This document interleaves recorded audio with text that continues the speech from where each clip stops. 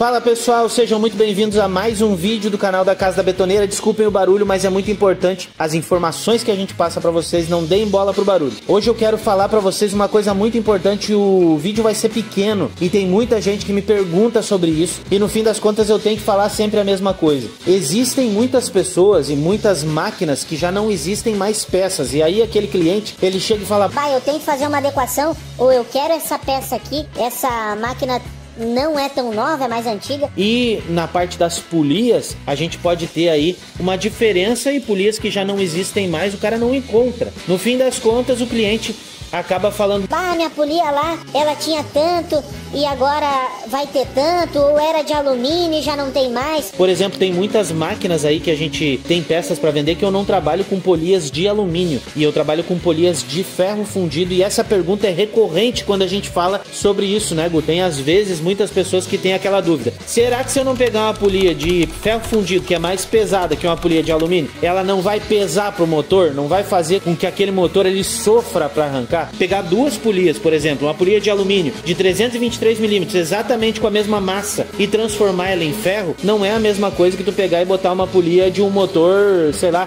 um motor de estacionário, daqueles de Tobata. Vocês lembram aquelas polias grandes que eram largas assim, que tinham um contrapeso, que serviam justamente para manter a velocidade do motor e proporcionar força pro motor? Não tem nada a ver com aquilo. Não vai fazer diferença nenhuma tu fazer uma troca, por exemplo, de uma peça como essa aqui, que é uma peça de metal, e esse mesmo modelo de polia, uma polia de plástico. Não tem absolutamente diferença nenhuma pro peso do motor, não vai fazer diferença. A não ser que essa polia, logicamente, fosse dessa grossura, 10 centímetros, 8 centímetros de grossura, e do mesmo diâmetro, ele tivesse um peso aí de 25, 50 quilos. Aí sim teria uma diferença, mas uma diferença de 1 quilo para uma polia não vai fazer diferença praticamente nenhuma, nada.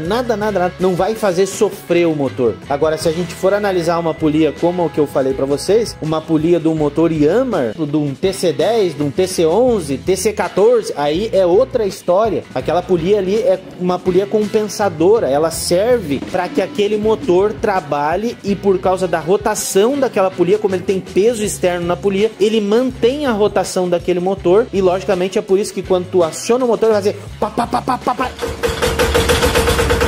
e tu vê um fumação preto, justamente porque ele tá rotacionando aquela polia. É aquela polia que mantém a velocidade do motor e proporciona força para ele. Só que a gente não tá falando de motor estacionário, a gente tá falando de motor elétrico. A questão do contrapeso de polias, uma mudança de uma polia de alumínio para uma de ferro, jamais vai dar problema, jamais vai pesar pro motor, a não ser que a polia que tu vai trocar, uma tem 1 kg, a outra tem 70 quilos, ou tem 30 quilos, aí ela vai pesar na hora de rotacionar, só que ela vai durar muito mais tempo rodando. Mas esse é o caso. O entendimento tem que ser de que uma troca de uma peça de alumínio para uma peça de metal não vai fazer diferença. Metal que eu digo é ferro, né?